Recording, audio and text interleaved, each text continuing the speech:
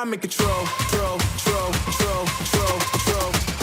Not a lot of muscle groups are known by a simple visual, but the teardrop, right? Oh, Everybody hears yeah. about it, right? Quads. Yeah, and don't skip leg day. Legs, to me, if you had to choose between upper and lower body, having those developed quads, having glutes, hamstrings, legs are the foundation, but quads are definitely the most visual. In fitness, right, we've gone very much towards a lot more focus on posterior chain, on our hamstrings, on our glutes even, and quads have become forgotten, but they really finish out your physique and they stabilize your knee. They have so many performance benefits and they just look great too. Again, teardrop. It's also when we're doing these compound exercises, and on our list we have pretty much 4 of them, these are gonna get you winded. You are gonna be sweating. You are gonna be burning fat. There is way more reward for me when training leg day. Admit it, you always, in all the years you and I have been training, you always leave the gym after a leg session feeling crying, but feeling like you accomplished something a little extra special, right? Yeah, because every time we train together, I want to put in my max.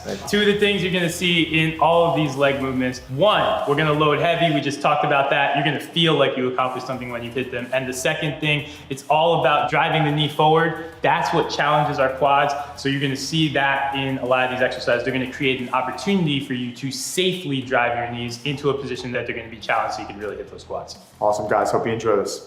Number 5, it's called a step up. I think it's the most accessible of the lower body exercises. All you need is a step. You can do it with body weight. You can do it with a set of dumbbells, a set of kettlebells. And I've worked with some individuals that are just getting into training that are really deconditioned, and it's a safe, effective way to be able to go and not only attack the quads, but you're also hitting some hamstring and glute as well. Exactly, and like you said, your heart rate can wind up getting challenged by this plenty too. And I think what you said that's really important is there's a lot of versatility in how we can attack this in terms of height. We can start with the low box. You're still kind of starting from this position where you're driving forward, and then you get to stand all the way up. And it's when we drive into this straight leg position that our quad really flexes. So you get that, but at the same time, we can also challenge it with a much, much deeper box, push our quad through much greater range of motion. Maybe we have to go a little bit lighter, but there's value to both versions of that step up. 100%, and I think that cardiovascular component, I keep going back to that term, it is challenging. If you don't have access to pieces of cardio equipment, which guess what, a lot of us didn't,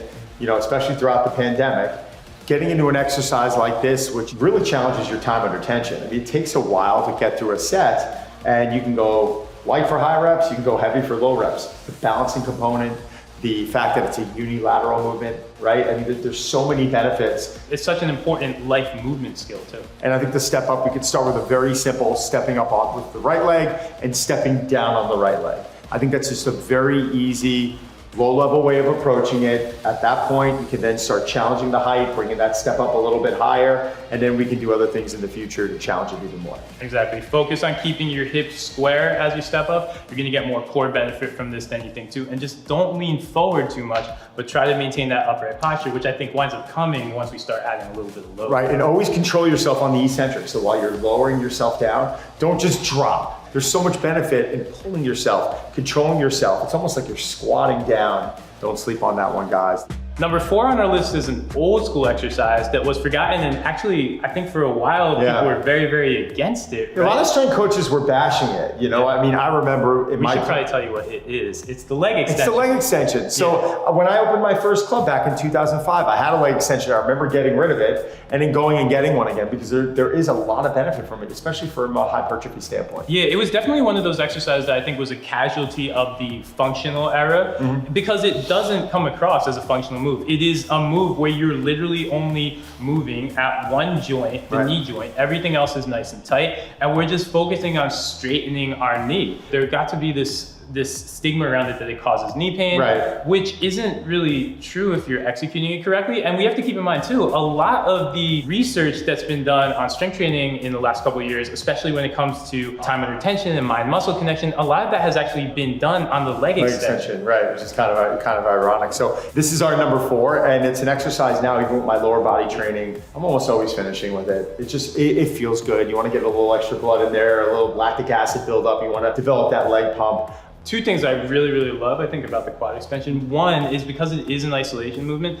There are people, and I'm one of them actually, where I don't necessarily feel my quads when I'm doing lunges or squats or other exercises like that, because I tend to be very hip dominant. But when I get onto a leg extension, I have no choice but to feel it. So that's why I think that's a really good point too. I never really thought about that. Evan and I talk a lot about how we just, our bodies allow us to do things differently. Doing these isolation movements can be a benefit for helping strengthen imbalances. And just developing that mind muscle connection. I've gone to the leg extension to help me do that. And then I think the other thing, think of this as the biceps curl for your quads. For your quads, 100%. Because we're isolating, we're doing it in a safe way. You can ramp up the volume on this. I like thinking even higher reps than normal. I'll hit 3 sets of 15, 3 sets of 20. Yeah, so I really feel it, right? Right, no, it is one of those finishing movements that I love. So guys, the leg extension, have fun.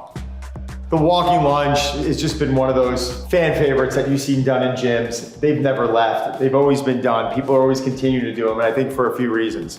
One, yes, there's this level of quad dominance to it, but it's also hitting your hamstrings, your glutes. There's a balancing component. I think there's a cardiovascular component to it as well. I'm not gonna say they're fun, because they are hard, but they are interesting to do. Sometimes when you're locked onto a machine, or you're doing something out of a rack, and it's out of nowhere, you can get out there and start moving. It allows your hips to open up. It allows you to feel more athletic. That for us is very important. Yeah, locomotion. This is our only exercise within these 5 where you're kind of going somewhere. But I think it's important to train your lower body to take you somewhere when you can. Yeah, and as athletes, we want to be dynamic. Even if you're a bodybuilder out there, I recommend throwing in at least one unilateral movement for your lower body. This might be one of them. Yeah, exactly. And the point where your quads really get the work is when we're driving up from that low lunge position and we've got to stand up and take that next step. 100%. There's a little bit of balance there too. So I think it's just a really, really great overall movement. You can load it so many ways too. You can just do it with body weight, so much versatility in type B. So much versatility. At the very least, try them with body weight, but understand not every exercise is for everyone. Yeah.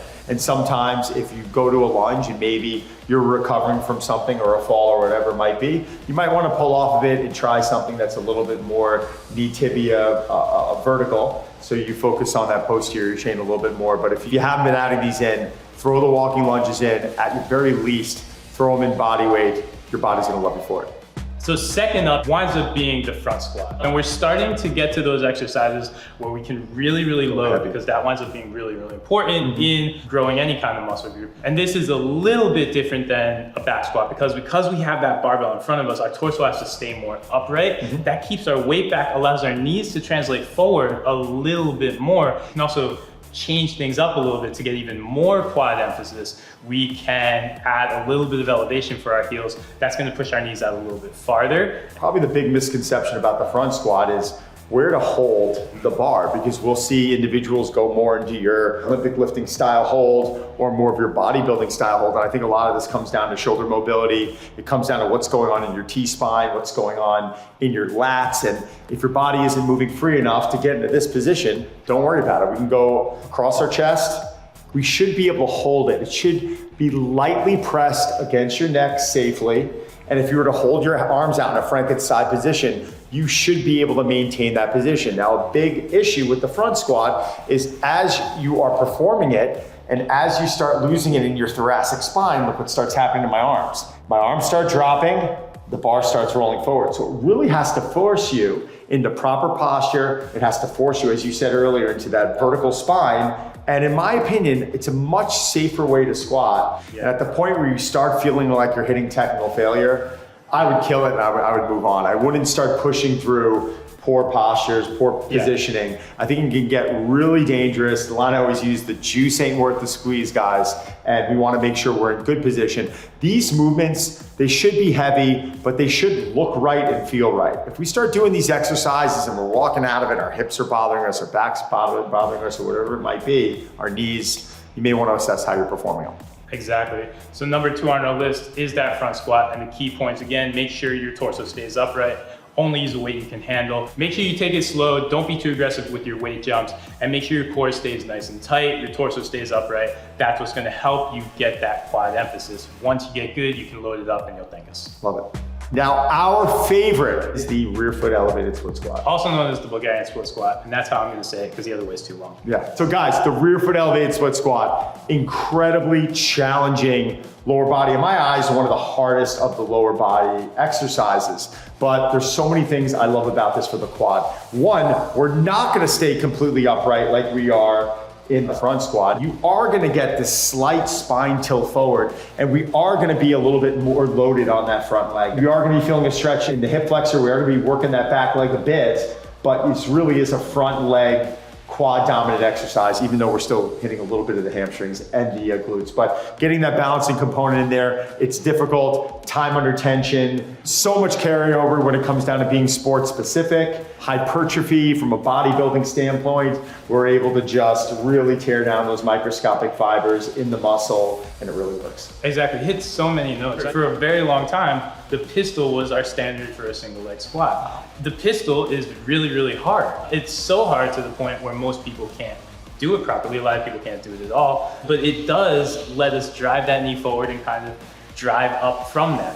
Once we introduce a little bit of balance with that back leg on the platform, we're essentially in a single leg squat position from which we can attack with load. And I think that's what's really key about it. I think the other thing too, when you were talking a little bit about torso comes forward, that's because our shin is also driving forward a little bit as well, which is key to a little bit more quad dominance. Yeah, that's why it's number one ahead of the front squat for us, because the thing people forget is you can pick up really, really big weight and dare to rear foot elevated split squat, because you can go a lot heavier than you think. I've seen you pick up really big dumbbells. I've picked up, hundreds and done it, and it crushes you. Yep. Imagine if you're doing 100 pounds in each arm on a single leg. It's not necessarily equivalent to a 400-pound squat, but you're starting to load really aggressively. I did hundreds. I would work up to like 150s. Sure. So yeah, exactly. So when I'm working up to 150, that's still 300 pounds in my hands. Yeah. That is heavy. That is tough to balance. There is carryover in there. I can still train low reps. I can train high reps. Yet I can really transition someone to start doing more advanced unilateral work with that rear foot elevated split squat. I think it's a universal exercise in the sense that you can have no weight, you can start working on how to perform that, right? Where sometimes squatting, bilateral squatting, isn't always in the cards for everyone. Yeah, exactly. So that is our top quad exercise. Make sure to find some place for it in your workout and go work on those teardrops.